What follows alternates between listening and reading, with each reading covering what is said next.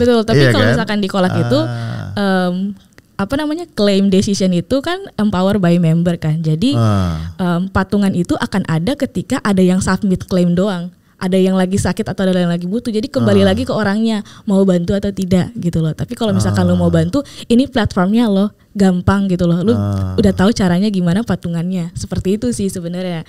Halo, balik lagi kita di Bell Entertainment dalam program Blogfest. Kali ini ada sesuatu yang sangat menarik.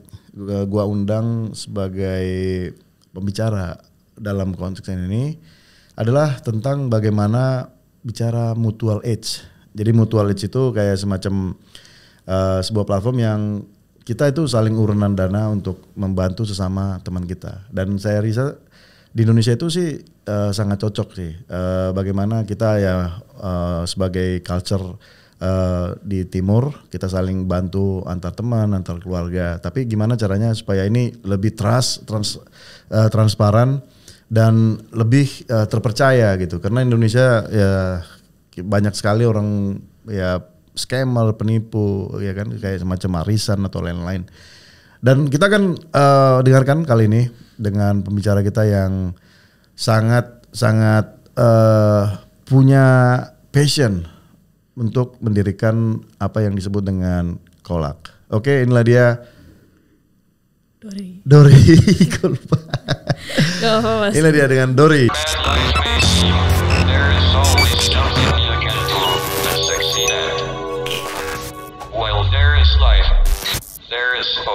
Oke, halo Bro Dori.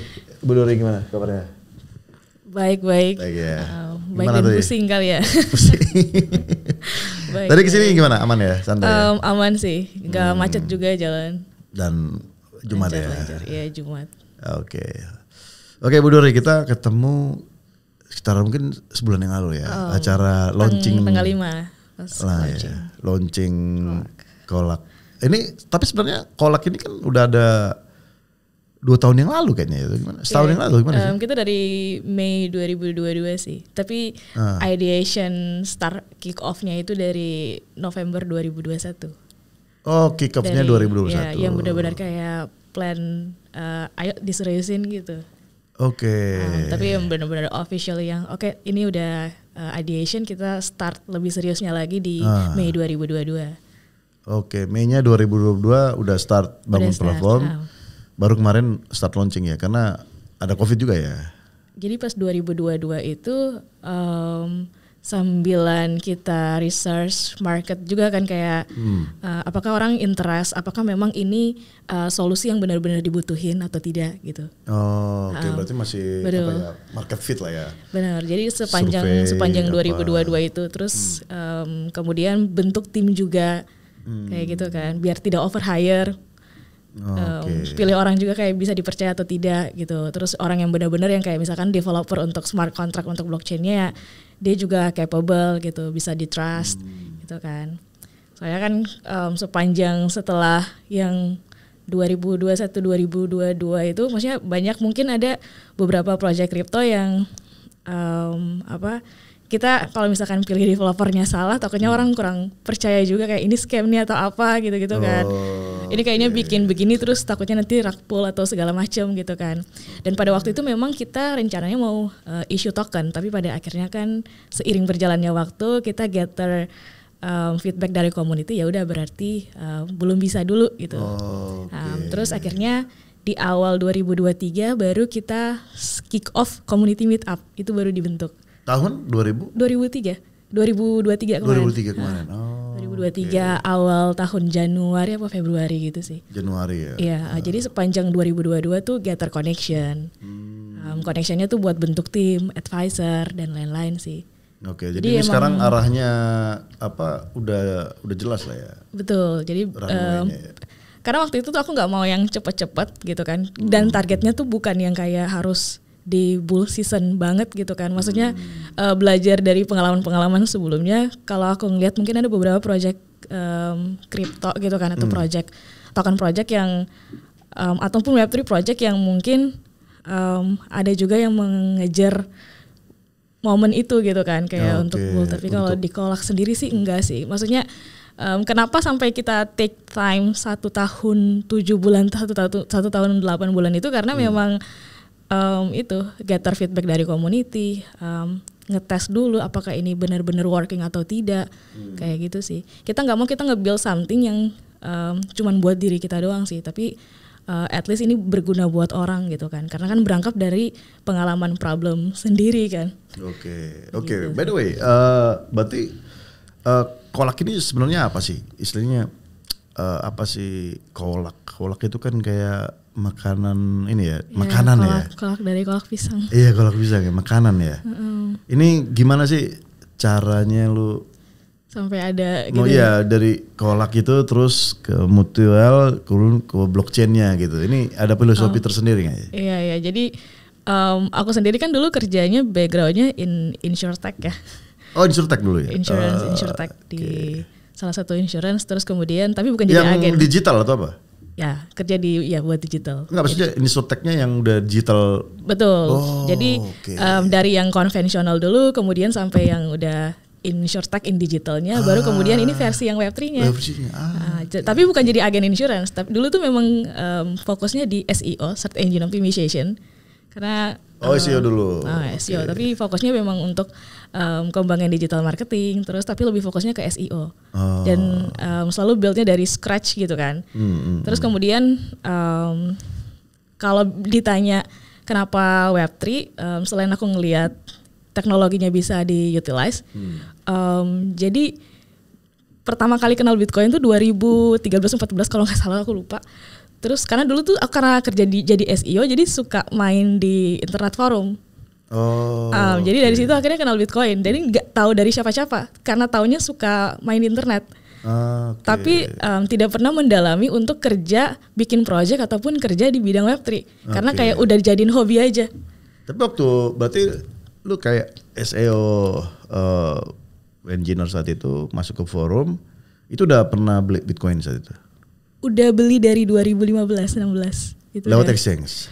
Waktu itu iya, itu udah mulai beli, terus kebetulan ada temen juga gitu kan, terus belajar juga sih, tapi cuman buat pribadi diri sendiri sih, nggak buat yang kita. Dan baru benar-benar mendalami yang ternyata teknologinya kayak gini ya. Itu sekitar tahun 2019-2020 itu sih. Jadi aku benar-benar yang kayak dalamin kayak I took a course. Jadi nggak cuman kayak belajar teorinya doang sih. Jadi benar-benar kayak basic kayak ngoding Solidity tuh kayak gini ya. Ternyata smart contract tuh seperti ini ya. Ternyata teknologinya tuh seperti ini gitu. Tapi dari situ belum ada purpose untuk bikin project ataupun build ini belum ada. Tapi memang keresahan dari pengalaman pribadi itu udah muncul gitu kan. Salah satunya karena I work previously in insurance, and then I saw kayak akses ke kesehatan, ke health ini kan sebenarnya sebenarnya kita bisa membuat ini fair for everyone gitu kan. Dan latar belakangnya tuh muncul dari pengalaman ini sih. Aku melihat teman-teman dan mungkin orang-orang sekitar yang mereka tuh tidak punya akses ke insurance karena kendala preminya mahal, ya kan. Kemudian adanya underwriting, maksudnya adanya underwriting itu adalah tidak semua orang itu kan dia punya akses ke asuransi gitu kan, harus dicek dulu kesehatannya mungkin, apakah masih bisa nggak untuk masuk insurance gitu kan. Terus kemudian kalau di insurance kan memang sifatnya centralized gitu kan.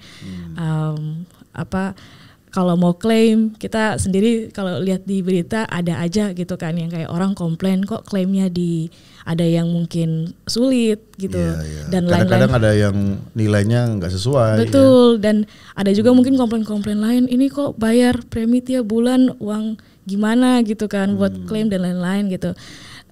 Sebenarnya poinnya lebih melihat kalau ternyata akses ke health ini memang harus gimana caranya biar semua orang tuh dia mendapatkan akses yang baik gitu untuk terproteksi ya terutama gitu kan. Dan kalau compare sama BPJS gimana? Kalau compare sama BPJS, kalau BPJS kan maksudnya masih tetap, kalau ada kan BPJS sekarang kan dibayar sama, ada yang program yang APBN itu dibayar sama pemerintah, ada juga yang buat mandiri gitu kan. Dan karena waktu itu poin yang kedua itu selain melihat akses ke health ini, melihat bahwa tidak semua orang itu financial settle. Tapi kan kalau gue lihat ya di lapangan ya, lebih fleksibel BPJS sih. Ini contohnya nih ya, ada orang kecelakaan nih, terus dia nggak punya uang. Nah ternyata dia punya BPJS, which is bisa nunggak 2 tahun nih. Betul. Tapi nah dia bisa bayar di situ loh. Jadi dibayarin dulu, baru bisa diobatin tuh. Benar. Nah, kalau asuransi bisa nggak? Kalau itu dia. Dan, bisa kan? Dan kenapa adanya kolak ini? Kalau karena emang kita tuh pengennya tuh nggak cuma di Indo doang. Kita can connect people globally untuk bisa terbantukan dalam health. Kalau misalkan kita punya program BPJS kan terbatas untuk kita di Indo kan.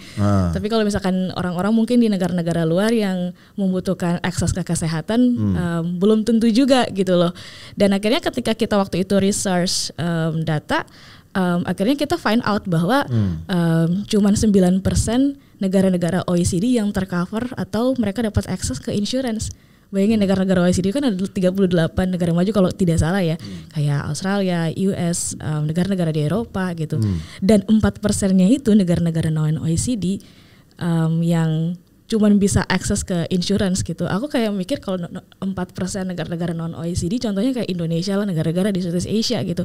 Kalau cuma 4% berarti sisanya ya memang benar mereka butuh berarti kan untuk akses ke health. Tapi kan sebenarnya gini loh, ada loh beda pengertian nih dengan susah mencarikan akses atau memang mereka nggak suka kesananya gitu loh. Maksudnya gini, di Indonesia itu banyak loh asuransi.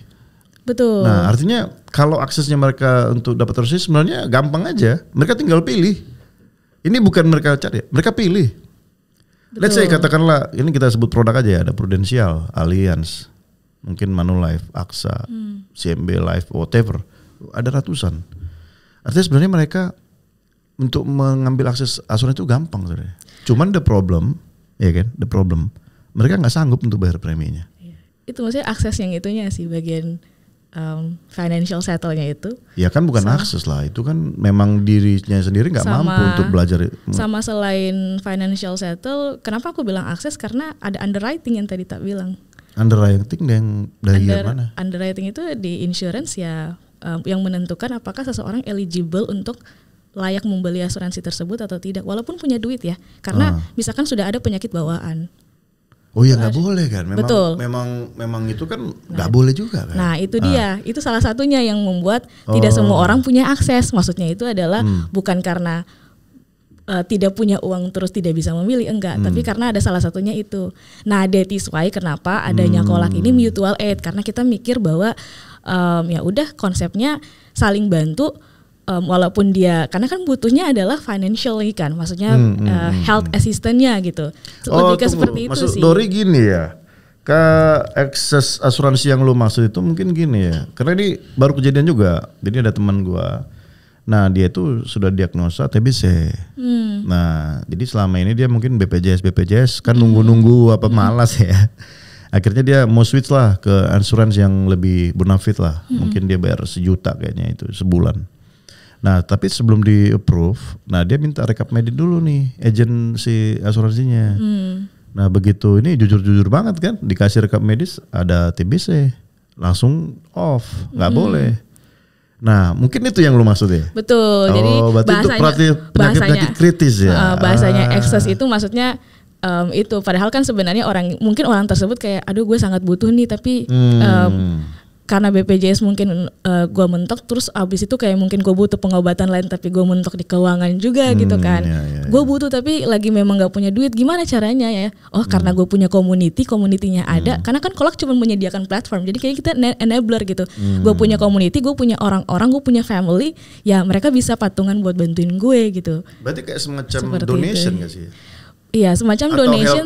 helping people atau lebih ke sih? Helping people sih kalau misalkan crowdfunding itu.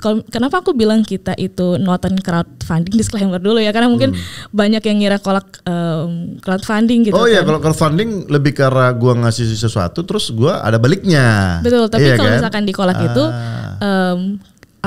claim decision itu kan empower by member kan. Jadi patungan itu akan ada ketika ada yang submit claim doang. ada yang lagi sakit atau ada yang lagi butuh. Jadi kembali lagi ke orangnya mau bantu atau tidak gitu loh. Tapi kalau misalkan lu mau bantu, ini platformnya lo gampang gitu loh. Lu udah tahu caranya gimana patungannya. Seperti itu sih sebenarnya. Itu mirip nggak sih kayak platform yang ada sekarang kayak kitabisa.com atau Benih Baik? Mirip nggak sama Ayo Bantu misalkan? Beda sih kalau itu kan maksudnya ada durasi untuk mengumpulkan donasi kan. Oh iya, dia ada durasinya. Jadi konsepnya sih aku selalu jelasin analogi sederhana uang kas dulu di kelas. Oke. Kalau misalkan dulu kita di kelas kan kita punya uang kas kan, dan tapi itu kan ada durasinya, tiap bulan harus setor. Betul, gitu ada kan? durasinya. Cuman maksudnya itu adalah kalau misalkan kita tuh sama-sama lebih value-nya tuh lebih kayak family-nya itu sih sebenarnya.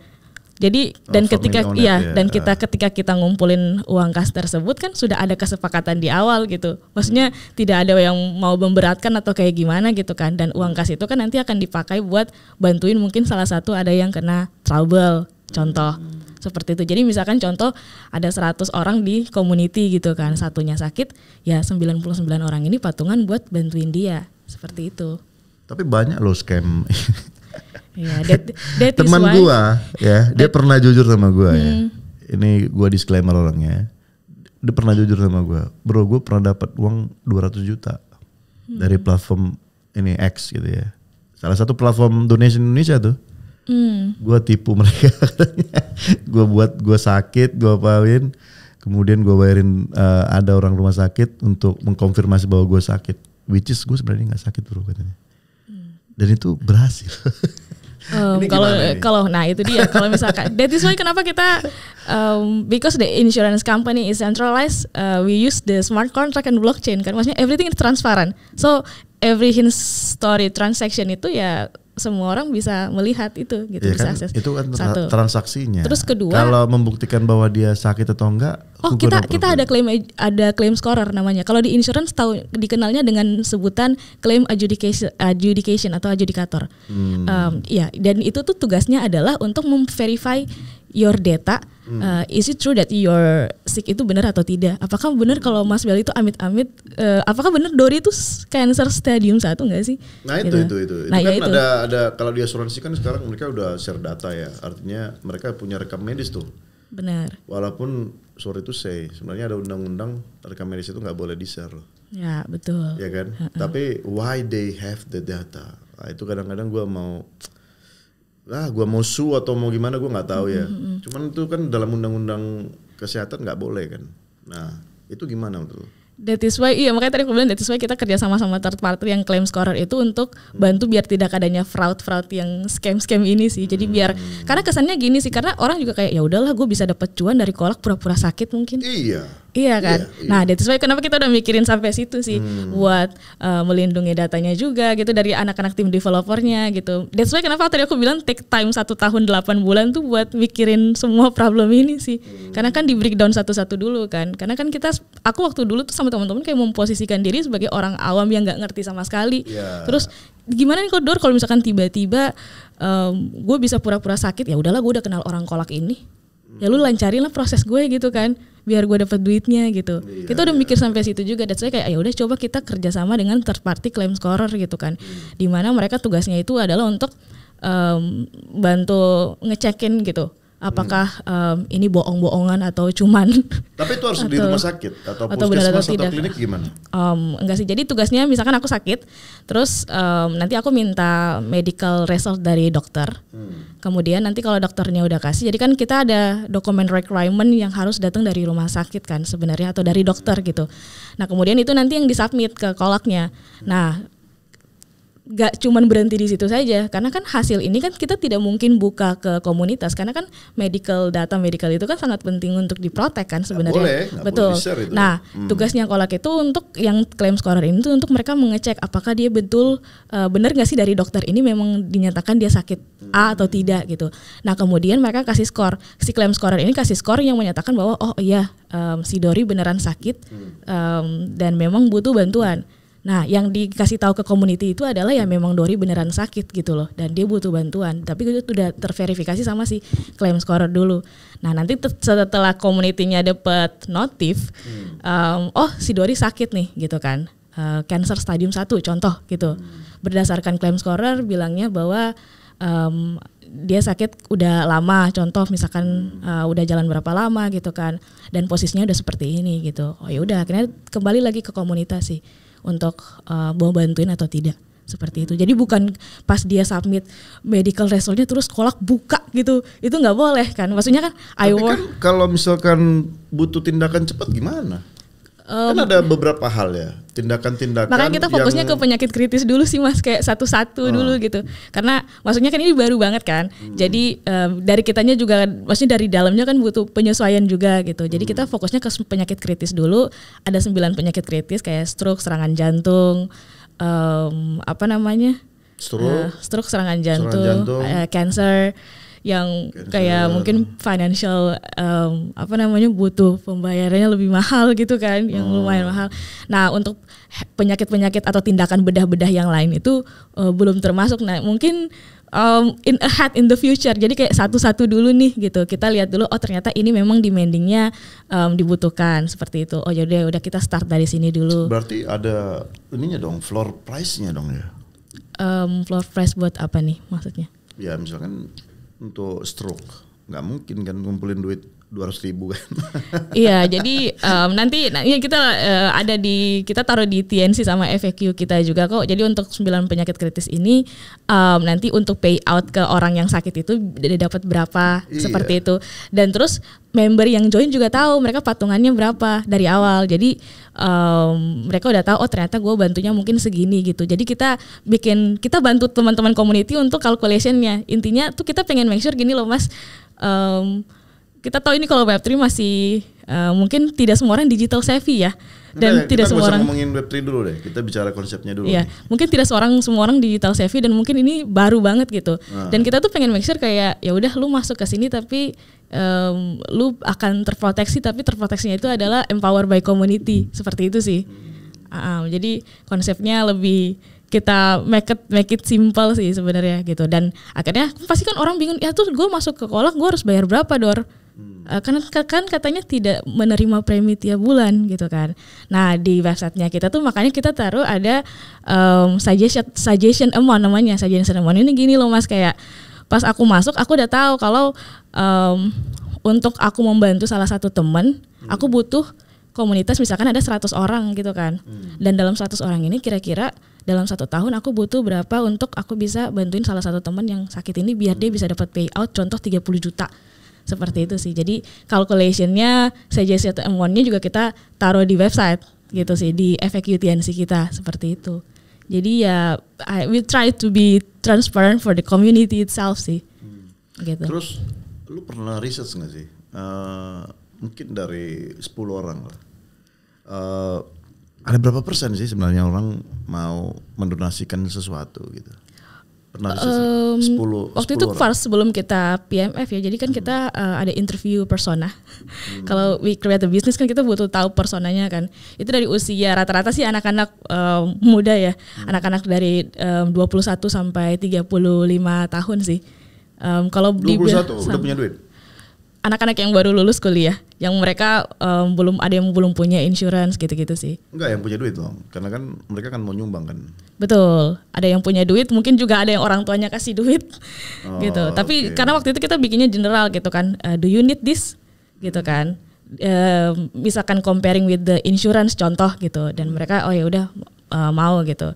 Kalau dibilang persentasenya aku nggak bisa, aku nggak ada, maksudnya kita tidak ada yang konkretnya berapa persen gitu, tapi dari persona atau beberapa orang waktu itu kalau tidak salah ada sekitar 20 orang sih yang teman-teman produk interview gitu kan. Dari background yang berbeda-beda ya Mas, ada yang baru kuliah, ada yang baru lulus kuliah, ada yang masih kuliah, ada yang profesional kayak seumuran kita gitu kan. Terus kemudian ada juga yang di atas umur 30 gitu. Seperti itu, dan dari 20 orang tersebut sekitar 10 sampai 12 orang itu mereka bilang ya we need like this gitu. Gitu. Tapi tidak diukur kayak berapa persennya itu, kita cuma ngambil patokan oh berarti dari 20 memang mereka butuh segini gitu. Ya udah coba kita coba dulu. Akhirnya seiring berjalannya waktu ya udah kita memutuskan ya udah kita launching deh gitu, karena udah cari-cari juga gitu kan, kayak oh ternyata butuh nih gitu. sembari sekarang lagi ini sih aku sama teman-teman kita lagi coba cari penetrasi health mungkin di beberapa wilayah gitu kan di Indonesia. Ini tidak berbicara soal teknologinya dulu gitu ya, tapi orang butuhnya dulu gitu, kayak misalkan ada yang mungkin di Indonesia Timur kah, atau mungkin di pedalaman-pedalaman Jawa kah gitu kan, yang mereka daerah tertinggal mungkin yang mungkin butuh gitu kan. Jadi ini masih konsennya ke kesehatan ya? Iya, kalau sementara kesehatan dan jiwa, yang tadi bukan sakit jiwa ya Mas. Kalau jiwa tuh kalau di insurance itu kan taunya perlindungan jiwa, amit-amit Dori meninggal, uangnya bisa dikasih ke ahli waris. Contoh misalkan orang tua gitu, karena kan Dori sudah tidak bekerja lagi kan, sudah tidak memiliki uang lagi contoh gitu. Oke, jadi ada yang dua fokus. kolak yang di-solve dari existing ya. Jadi yang existing asuransi itu adalah lebih karena bawa akses ya, artinya semua bisa lah, penyakit apapun gitu ya. Kalau yang sekarang yang tadi aku bilang penyakit kritis dulu kritis itu maksudnya. Terus kira-kira apa nih kira-kira yang unique selling positionnya lagi nih? Kenapa gua harus pilih kolak dibandingkan ya katakanlah Prudential atau Allianz? Kenapa harus pilih? Kenapa? Kira-kira kenapa? Kalau jawaban aku sih simple sih, because it's decentralized. Kan empowered by community, karena connecting people globally. Habis itu less costly karena terjangkaunya itu. Kalau aku boleh dirupiahin ya Mas ya, kan kalau kita sekarang kan pakai USDC karena biar bisa connect sama orang di luar juga gitu kan. Kalau boleh dirupiahin itu per 3 bulan cuman butuh 6 USDC. Itu kalau dirupiahin berapa tuh, bisa sekitar ya 80.000 ya. Ya, itu per 3 bulan. Dan tidak ada paksaan sama sekali, yang tadi aku bilang uang itu keluar ketika ada yang sakit. Ya, gitu. Tapi bisa nggak sih kayak misalkan nih setahun lah ya, contoh ini setahun. Terus gue hanya bayar 2 kali, contoh ya. Katakanlah di bulan ke-12 itu gue sakit. Sementara gue nggak tertib administrasi, gue hanya bayar mungkin 2 kali di awal-awal. Nah ini gimana solusinya? Jadi pas awal dulu kalau misalkan masuk ada waiting period, itu 3 bulan pertama gitu kan. Jadi biar tidak fraud, jadi biar orang nggak masuk cuma buat duitnya doang gitu. Jadi ada 3 bulan masa tunggu, sama kayak insurance ada masa tunggunya. Tapi kita masa tunggunya kalau misalkan penyakit kritis itu 3 bulan, kalau yang jiwa itu 6 bulan. Nah seperti itu. Kalau misalkan dalam 1 tahun itu kan kita sudah kasih suggestion amount kan ya Mas ya. Kira-kira misalkan harus berapa gitu. Terus kan pertanyaannya adalah kalau misalkan gue tidak tertib, itu karena empower by community ya, you can bisa di-kick sama community sebenarnya. Karena kita udah masukin ke TNC-nya. Jadi intinya gini, kayak bentuknya family sih Mas, kayak kalau lo mau ke sini ya, kalau lo tidak tertib ya komitmen lah ya. Betul. Mending lu masih memang lu masih ada di community, cuman kayaknya lu di pause dulu deh. Oh iya, karena lu nggak ada komitmen lah ya. Betul. Ya. Jadi kita growingnya pelan-pelan gitu. Berarti mungkin kayak arisan jadinya ya. Tapi in the future kali ya. Jadi kayak udah punya kelompoknya masing-masing. Tapi platformnya karena connecting people-nya susah nih. Masa kan kalau arisan kan bisa kumpul offline juga gitu kan. Nah ya udah, karena udah ada kolak, buy kolak dulu aja gitu. Contoh gitu. Jadi community base-nya bukan yang harus yang satu community base only. Tapi kita karena kenapa aku bilang kita growingnya pelan-pelan. Mungkin ke depan in the future community base-nya tuh udah misalkan Jakarta punya kayak atau Bandung punya kayak ini contoh. Lah, betul contoh gitu. Misalkan Mas Bel punya Dor, gue ada temen dia ada 50 orang circle gue gitu kan. Gue mau bikin aja community tapi gue pakai platform lu ya gitu, pakai platformnya kolak gitu. Tapi nanti gue expand sendiri deh gitu kan. Karena gue tahu nih misalkan ada beberapa region atau beberapa temen gue di mana gitu yang butuh gitu. Ya udah, monggo gitu. Jadi emang enabler platformnya gitu. Karena kan Indonesia ini kan kalau bisa bilang negeri komunitas. Iya. Lu pernah lihat gak kayak ada mobil Agya gitu? Ada komunitas mobil Agya. Bimars. Iya kan? Mau misalkan nih merek apa nih, merek motor apa? Misalkan CBR. Ada komunitas CBR gitu ya. Bahkan komunitas CBR-nya ini bisa banyak-banyak nih. Ada daerah inilah, daerah ini gitu kan.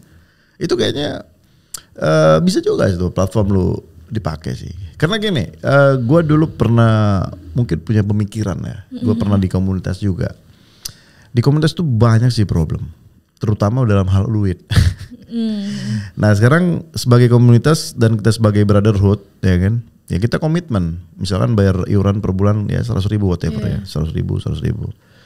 Kemudian kumpullah sebulan, 2 bulan, 3 bulan, 4 bulan, and then kita nggak tahu ini duit udah kemana, gitu loh. Nah itu ada nggak solusi dari Kolak kayak gitu? Itu yang tadi aku bilang, makanya transparansi itu kan. Jadi di walletnya itu dibagi 2, ada yang members balance sama pool balance. Pool balance tuh duit rame-rame. Nah, yang di situ tuh semua orang bisa lihat. Karena makanya kita pakai yang aku bilang tadi smart contract blockchain. Jadi semua history transaction kayak Binance Charity. Kalau kita ke Binance Charity kan ada history transaction-nya kan. Kalau kita bisa kan juga ada history transaction-nya. Ada.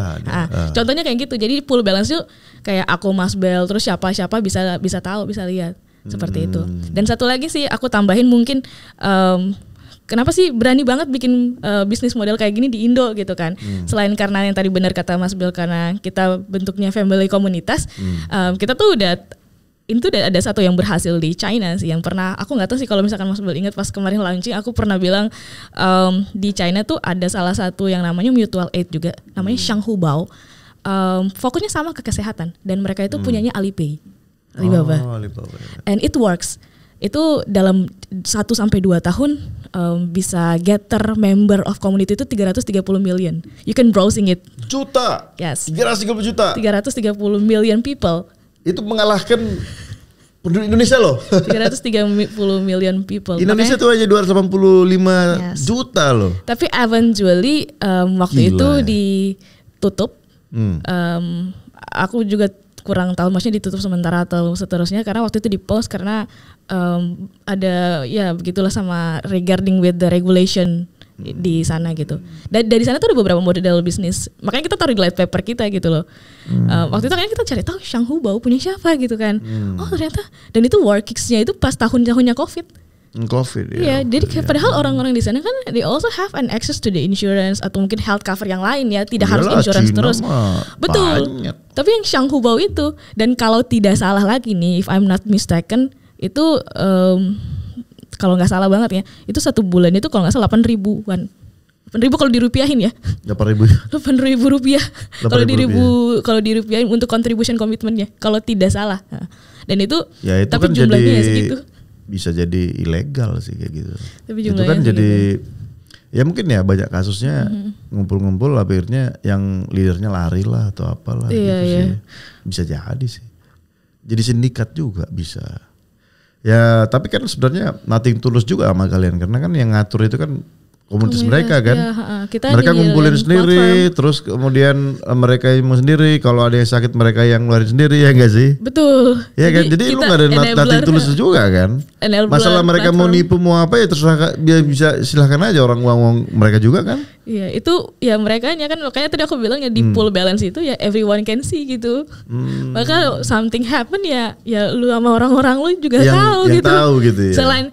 Selain yang maksudnya begini loh, yang mereka harus tahu adalah kita juga tahu gitu, dan semua orang kan bisa lihat gitu kan di platform. Jadi kita memang enable platformnya ya setransparan itu sih. Tapi yang balik lagi sih value-nya itu lebih kayak ke komunitas sama bantuan assistance-nya itu sih Mas, yang asisten yang dalam hal apa? Dalam hal payout uangnya itu sih, yang kan patungan kan. Mungkin ada juga yang kayak aduh kok kayaknya ini buat gue kayak kecil nih, gue trading bisa dapet nih segini gitu, tapi mungkin buat orang lain mungkin gitu kan yang belum, kan tidak semua orang kan financial settle. Jadi ada juga mungkin yang tidak gitu.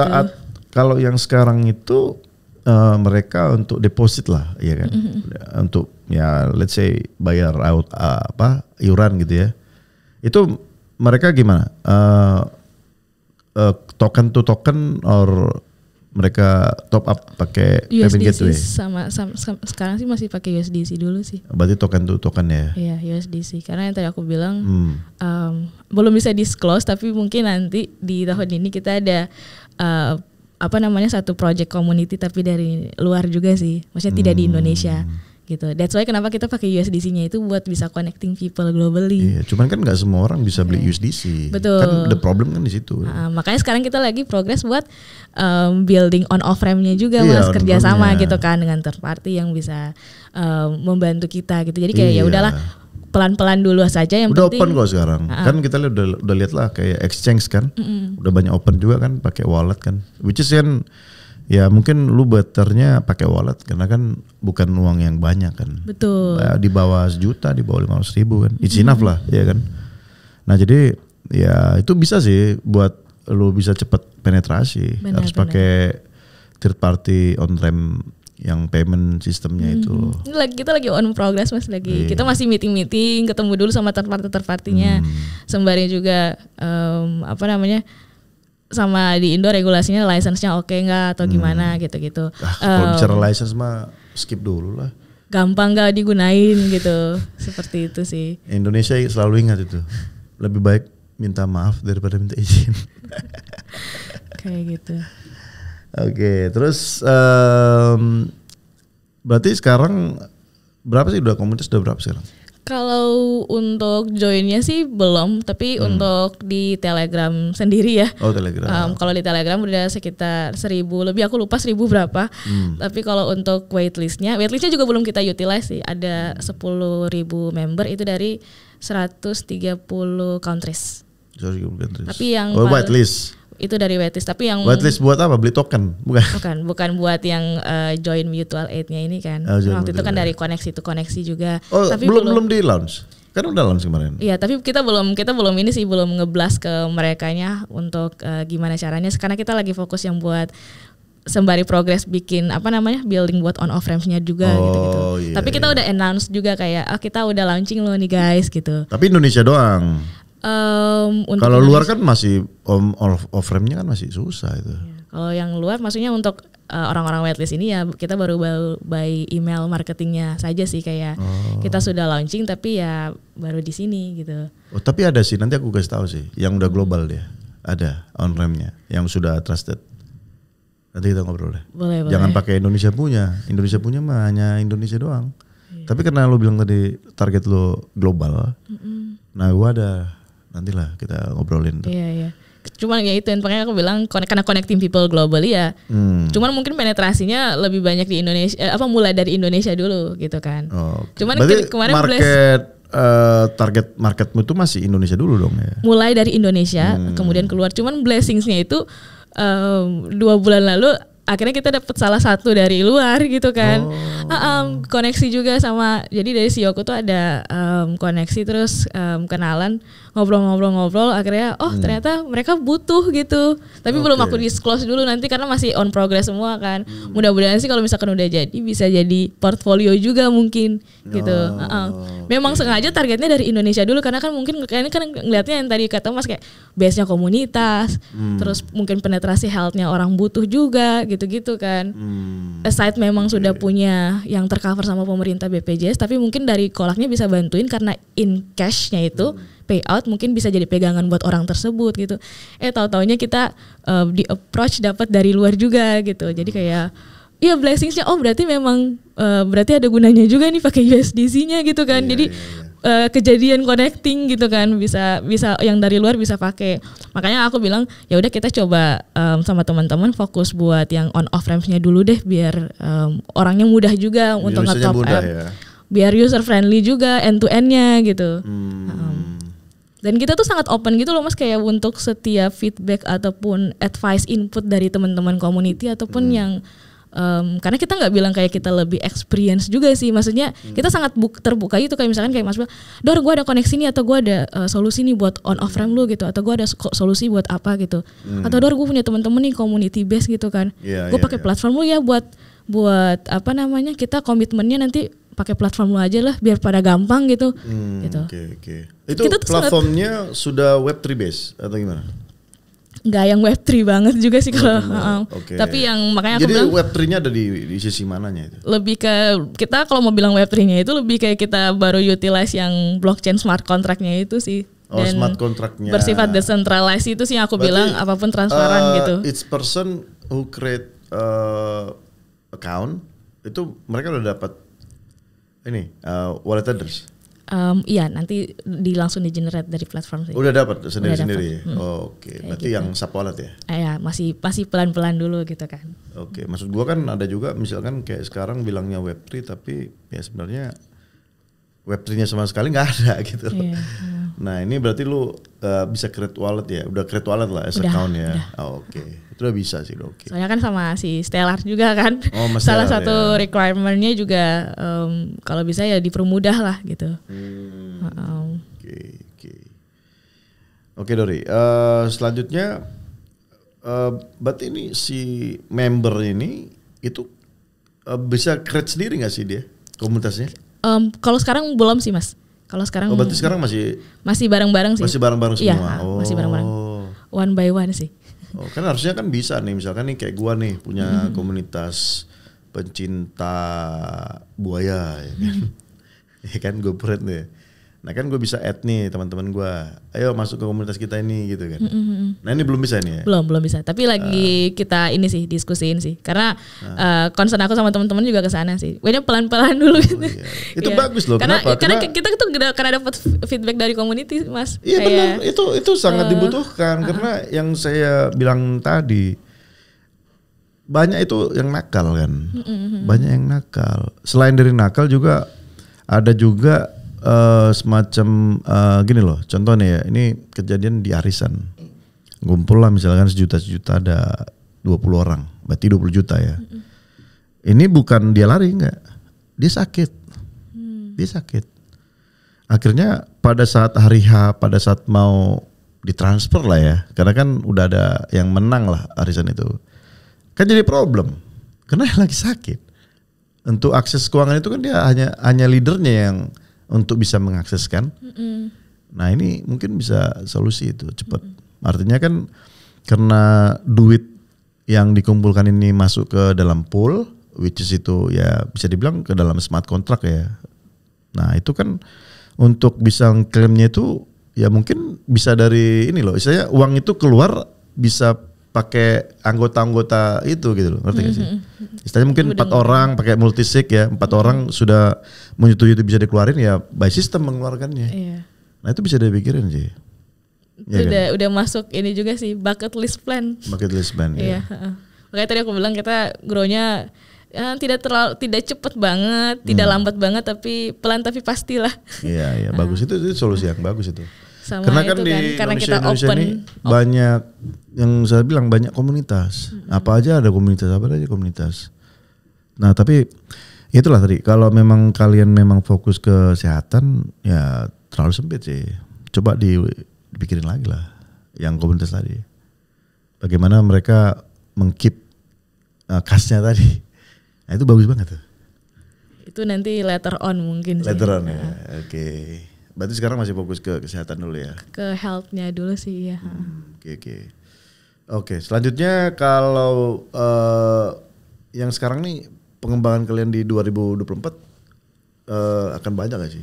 Termasuk ke ekspansi marketingnya seperti apa? Sebenarnya sih yang paling utama itu expand ini sih, yang health-nya kan tadinya cuma terbatas 9 penyakit kritis kan. Mungkin tadi kayak misalkan tadi Mas Bella bilang ntar kalau gua ada tindakan bedah mau apa itu bisa juga nggak Dor gitu. Mungkin bisa juga ke situ. Mungkin juga bisa dikonsider yang tadi Mas Bella bilang Dor kayaknya kalau kesehatan tambahin yang lain juga deh gitu. Uang kas. Tapi kan aku nggak mungkin tiba-tiba guys kerjain ya ini dari satu orang minta ini gitu. Maksudnya kan kita pas kitanya ngerjain kita bikin platformnya ya memang ini yang teman-teman komunitas yang mau gitu kan. Tapi kita bantu buat nyediain seperti itu sih. Lebih ekspansinya lebih ke situ dulu sih Mas. Sama yang tadi mudah-mudahan yang on off ramp-nya juga lancar gitu kan. Jadi mempermudah user gitu. Gak mau terlalu banyak karena gak mau over promising. Iyalah. Tapi aku senang sih sama kalian karena kalau yang lain-lain itu kan buat tokennya dulu lah, ya kan. Terus jualan janji, ya kan. Ya tadi aku bakalan bilang. Buat inilah roadmapnya inilah. Padahal semua hanya kata-kata. Makanya tadi pas Mas nanya 2024 gimana nih Dor marketingnya ya aku bilang ya ekspansinya cuma di bagian yang health-nya itu apakah mau ditambah dan atau mungkin tidak health bukan tidak health selain health ada juga yang lain kah? Gitu kan yang tadi kata Mas gue punya komunitas apa nih yang gitu-gitu dulu aja sih yang memang orang bagus. Butuh that's coming from the problem and it can solve gitu. Iya itu kayak bagus gitu. Itu gak mau yang kayak iya gue mau bikin ntar kolak Web3 banget nih kayak gue main di Pancake nih semua bisa connect wallet lah.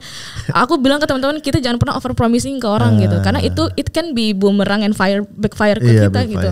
Mendingan yang kita emang menyediakan platform yang memang itu bisa solve problem mereka dan mereka juga punya maksudnya mereka punya peran juga, mereka punya role, ada community role-nya gitu. Yang tadi Mas bilang, gue udah punya komunitas, platformnya tinggal gue pakai kolak ya, gue bisa tahu gitu kan.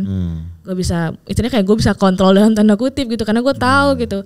Seperti itu. Jadi intinya nggak mau over promise sih Mas. Even though this year start for the bull season ya, nggak mau sih. Orang kita pertama mau bikin token aja karena kita mikir bisa connecting people globally. Karena kita akhirnya kita nggak bikin token lagi kan, karena mikirnya ya nggak segampang itu gitu loh. Lagian kan memang kalian dan pakai USDC juga, kan. Dan fokusnya juga beda. Sekarang pakai USDC aja masih kayak ada orang yang masih beberapa yang kayak bukan komplain, lebih kayak kenapa nggak USDT saja Dor, lebih populer di Indo. Aku bilang bukan nggak mau, tapi karena memang dari awal kita sudah build on Stellar platform. Stellar kan punya program blockchain for humanitarian aid kan. Dulu tuh kita bikin di BNB Mas, BNB chain. Okay. Cuman itu aku bilang pas 2022 akhir tahun itu. Dapat grant dari sana? Itu belum dapat grant sama sekali, kita nggak pakai. Bukan dari BNB, dari Stellarnya. Itu belum ada sama sekali. Jadi singkat cerita tuh 2022 akhir ketemu koneksi sama orang-orang Stellar di salah satu conference. Okay. Kita ngomong ternyata visi misinya sama dan mereka punya program yang kerjasama dengan PBB. Aku sampai mikir, kenapa PBB mau pilih dia sih? Maksudnya ada apa gitu loh. Akhirnya kita ngobrol-ngobrol dan pas browsing dan cari tahu, ternyata benar mereka jadi kerjasama dengan UN World Food Program untuk bantu food aid ke East Africa. Bantu food aid itu kan butuh money. Iya kan. Nah makanya mereka bikin blockchain payment system sama kerjasama dengan UNHCR buat bantu cash assistance dalam bentuk USDC ke digital local currency tapi pakai USDC kayak gitu. Nah that's why akhirnya kita bilang ya udah emang visi misinya sama. Enable blockchain buat humanitarian. Mungkin orang dengarnya kayak klise nih, lu sok-sok mau kemanusiaan gitu. Karena ada juga kita dapat yang sampai ada omongan-omongan kayak gitu sih Mas, tapi ya kita nggak terlalu care sama itu sih, yang penting kita bisa bantu buat nge-solve sih. Kayak gitu. Ya udah. Kalau lu bangun ini kan bisa dibilang platform sosial ya. Iya nggak sih? Terus untuk semacam monetizing, running the system itu gimana itu? Harus mengandalkan CSR dong itu. Nggak, jadi sebelum kita dapat grant, itu lucky banget sih dapat grant dari Stellar, itu juga bukan dapat grant secuma-cuma itu. Kita beneran bukan karena kenal terus, enggak sih. Kita ikut, jadi mereka ada Stellar Community Fund Competition waktu itu kan. Literally kita pitching Mas, yang literally gue sama anak-anak yang ikut competitionnya, akhirnya ya udah dapat gitu. Dan sebelum itu karena memang kita fundingnya sama beberapa institutional investor, angel investor gitu-gitu kan. Basically my CEO come from the VC background. He has a VC. CEO. He has a VC firm. Dan kalau misalkan ditanya, so how Kolak generate the revenue? Untuk sekarang namanya juga foundation. Iya namanya juga foundation gitu. Untuk sekarang ya biasa kayak dari klaim. Kalau dari administration fee udah pasti kan. Kalau misalkan gak ada administration fee terus gimana bantu buat operasional platformnya gitu. Tapi kan tidak bisa mengandalkan itu doang kan. Karena udah dipikirin dari jauh-jauh hari gitu kan. Masa tiba-tiba gue bikin foundation, ini platform yang modelnya kayak gini, terus gue gak ada in cash buat persiapan sampai gue runway ke depan gitu. Karena kan harus ada ya bisa dibilang kalau bisnis kan ada sustainability project ya kan. Betul. Jadi kalau ya ini sendiri runway untuk runway-nya aja cashnya habis ya gimana kan. Makanya aku bilang kan udah dipikirin gitu.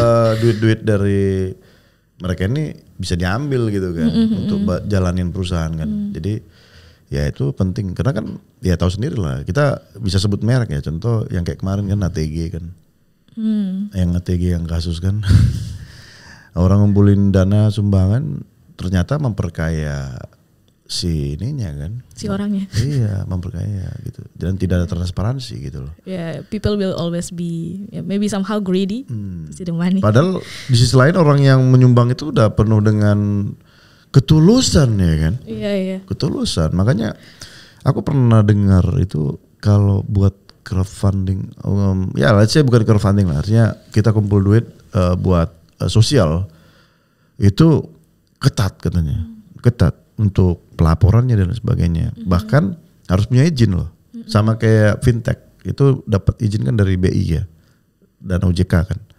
Nah kalau ini harus dapat izin dari Kemensos, Nah itu, gua nggak tahu nih kalian ada nggak di sana? Kita lagi on progress juga sama yang izin segala tetap bengek. Oke. Kemarin kan pelan-pelan dulu kan, udah launching, selesai launching, masuk asosiasi dulu lah jadi member, harus terbuka juga apa segala macam. Oh ke Abi ya? Udah member ya? Baru banget. Jadi memang harus ya taatnya, tapi ya udah. Aku yang tadi aku bilang nggak terlalu cepet, nggak terlalu lambat, tapi pasti dan we keep update on the social platform so everyone know gitu. Tapi kayaknya lu orang yang jujur nih. Gitu sih, karena ya I learn from my dad, will build a business gitu kan. Maksudnya ya somehow gitu. Apalagi ini tuh buat sosial gitu. How people can trust you kalau lu nggak bisa convincing itu dari awal gitu loh. Dari diri lu sendiri ya membantu itu adalah hal yang utama ya? Kalau dari aku sih iya sih. Kalau aku sama teman-teman di Kolak ini ya, kita punya value yang sama. Soalnya dulu singkat cerita Mas, gue dulu pernah cerita salah satu sebelum podcast ya. Itu cerita mereka nanya-nanya gitu kan. Gue bilang kalau dari gue pengalaman pribadi, kan gue pakai insurance kan. Punya insurance dulu, kerja di insurance juga gitu. Tapi pas waktu dulu aku mau operasi itu ada 2 penyakit lah yang harus dioperasi gitu kan. Bokapku bilang gini, kamu coba pakai BPJS. Nah, pakai BPJS kamu ngantri deh. Aku bilang nggak mau gitu. Terus coba. Pas aku coba kayak nggak, dari situ kayak aduh kok nggak sampai hati. Pas ngelihat orang di rumah sakit ngantri gitu. Ya Mas, terus aku bilang ke papiku kayak kok sesusah ini ya ternyata. Terus papiku bilang iya kamu ngerasain bahwa kamu punya insurance, kamu enak cashless. Kamu keluar masuk rumah sakit kamu tinggal gesek. Coba kamu pakai BPJS. Beneran Mas, aku tuh waktu itu 2 kali operasi kan coba pakai BPJS. Ke Vaskes 1 nunggu. Habis itu aku ke rumah sakit. Pakainya tuh buat aku pengen ngeliatin itu loh. Karena my dad challenge me tuh. Coba kamu lihat, susah kan? Tidak semua orang tuh punya hidup yang enak atau mungkin coming dari financial settle kayak lo gitu. Waktu itu akhirnya aku bilang iya sih. Aku bilang iya. Bahkan gue pernah alamin sendiri itu ya, keluarga gue itu keluarga ya sepupu gitu. Ya untuk bertemu dokter loh. Appointment sama dokter. Appointment sama dokter. Dia tuh harus ngantri jam 3 pagi loh. Gila gak ya? Ini untuk ngantri dokter loh, untuk konsultasi doang. Dia harus ngantri, dan yang gue lihat waktu itu ya, itu sampai kayak nempatin sandalnya gitu.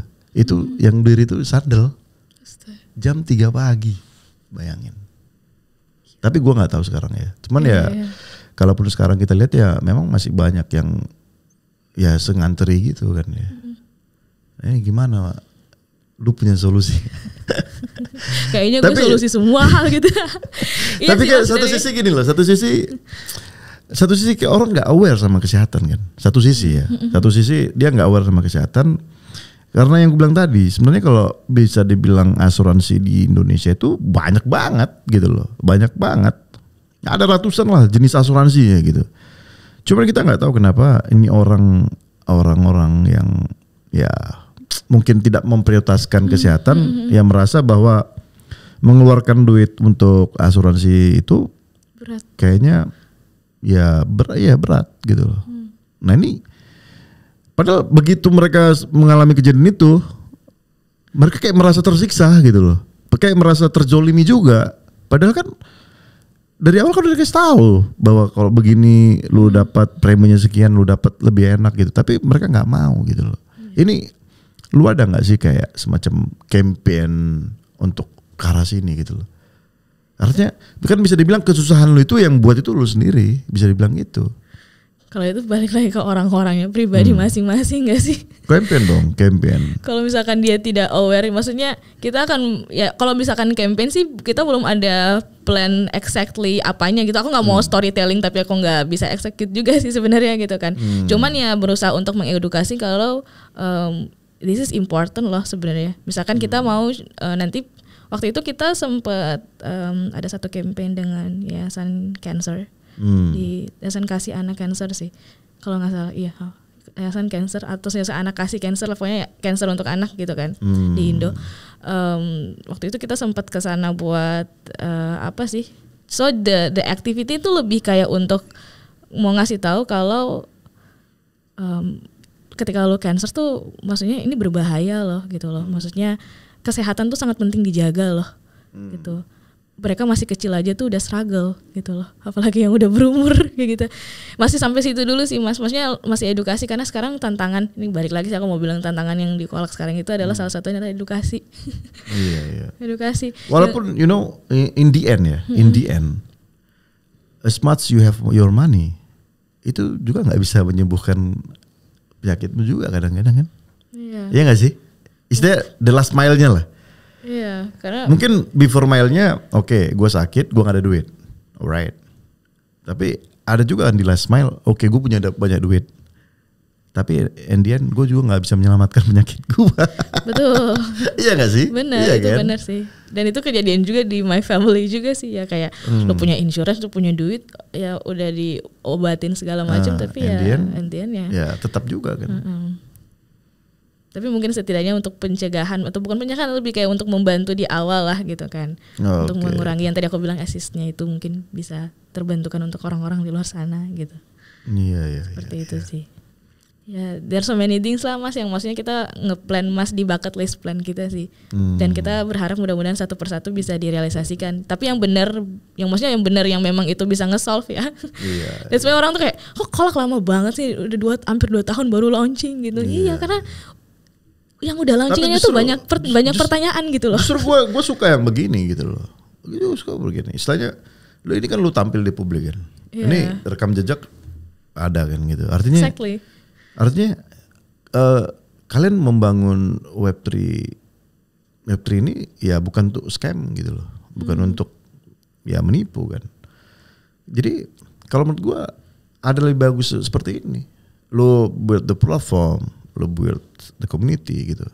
Ya mungkin somehow untuk akses ke dunia ya create your own native token gitu in the end gitu kan. Tapi ya apa yang kalian bangun sekarang itu gue sangat salut sih. Karena kalian ya bisa menunjukkan diri kalian. Kan banyak project-project Indonesia non-docs ya. Non-doxed the CEO, non-doxed the founder kan. Banyak. Dan gue bilang bahwa teman-teman di komunitas kita, ketika suatu project itu tidak mau menunjukkan siapa foundernya, nggak berani tampil, udah deh itu positif. Itu mau scam, uruk-pul udah, ya kan? Kayak di launching kemarin semuanya ada Mas. Nah itu. Aku bilang ya Mas, yang ada cuma ada satu sih teman co-founderku, soalnya dia di toko hijau. Oh toko hijau ya.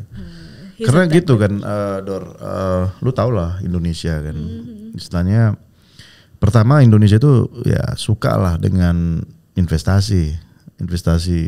Ternyata ada juga yang orang yang buat investasi bodong ya kan.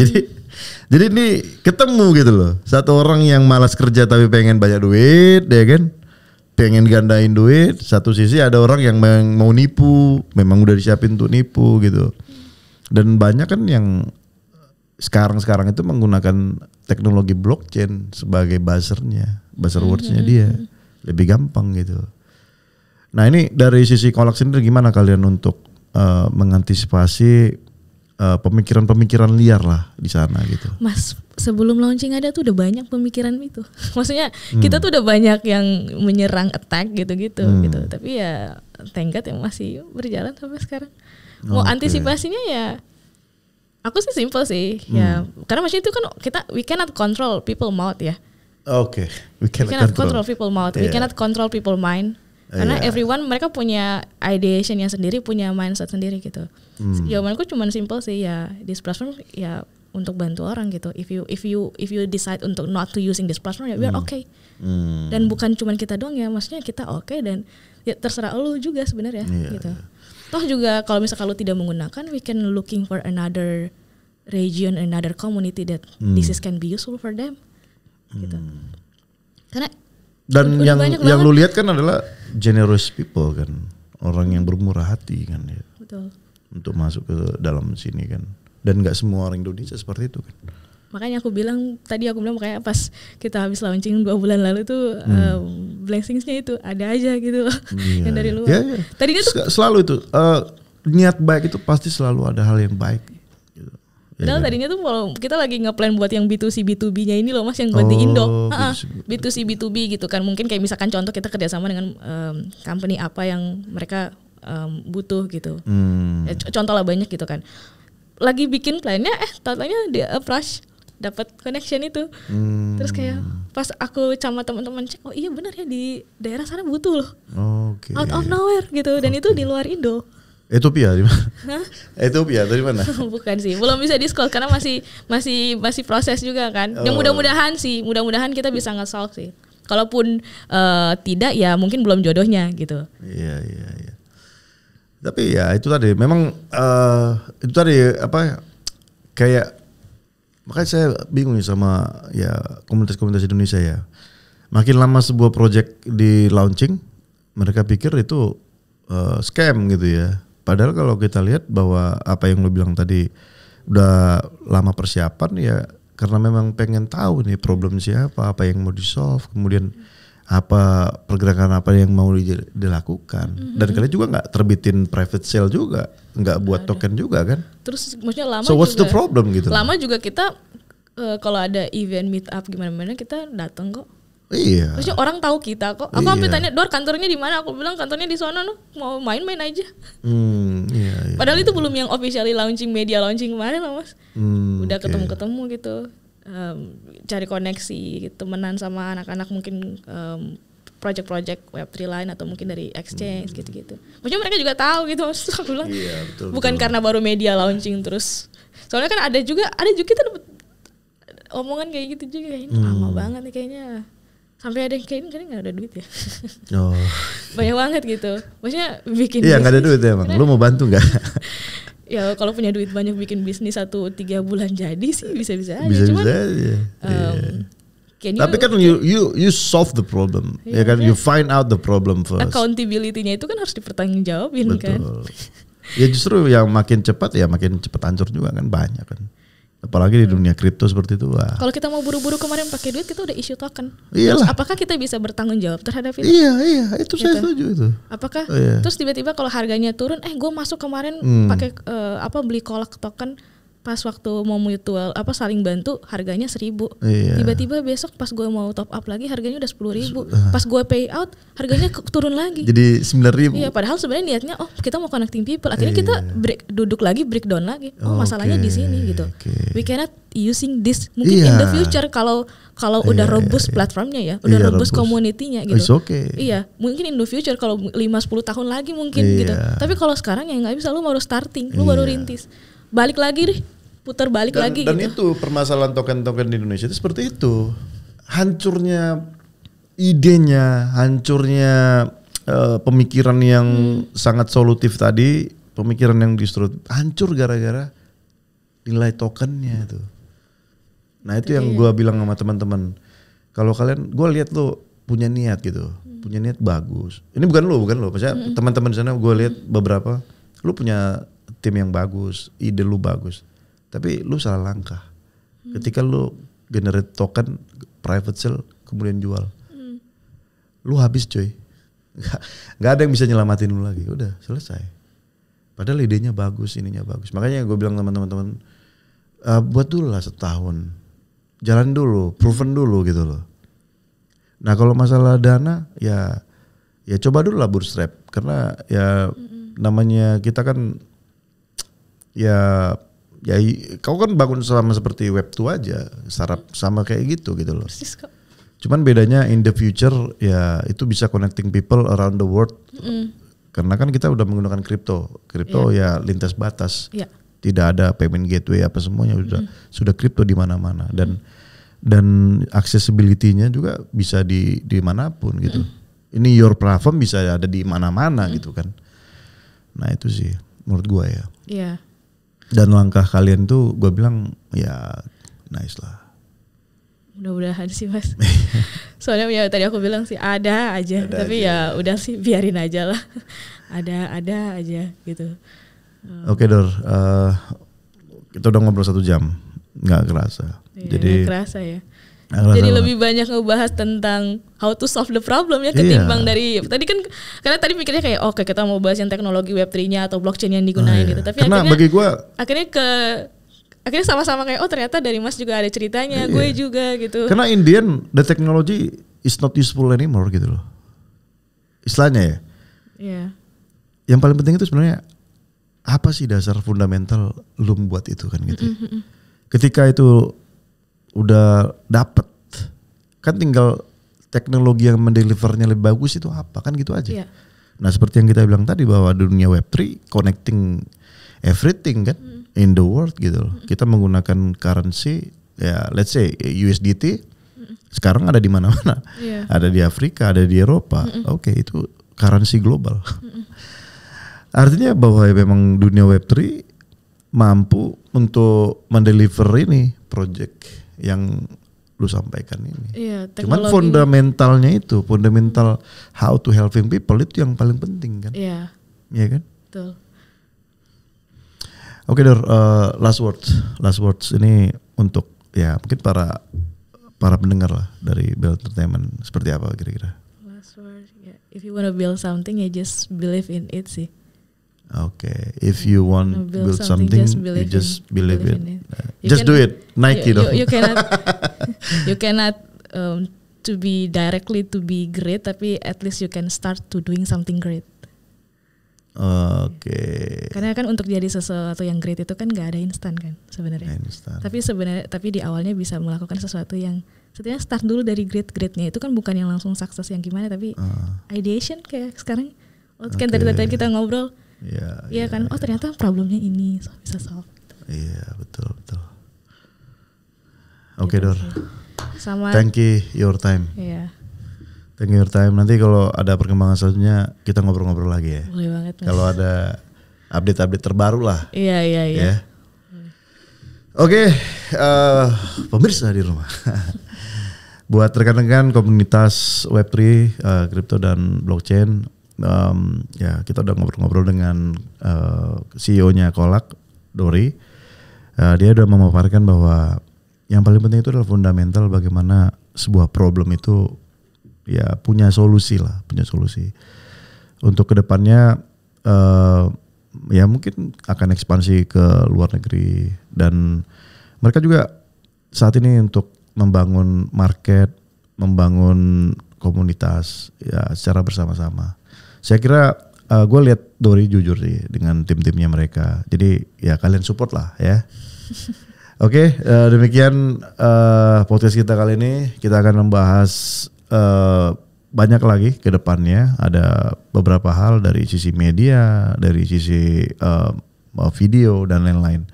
Jadi stay tune di Bell Entertainment program Blockverse. Oke, dah.